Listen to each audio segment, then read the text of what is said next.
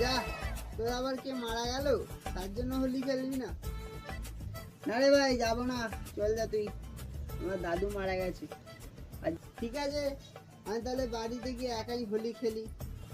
আমি ভাবলাম তুইও খেলবি আমার সাথে, তাই জন্য এটা নিয়ে এলাম ছোট্ট একটা। হ্যাঁ, মনে নিয়ে এসছিস?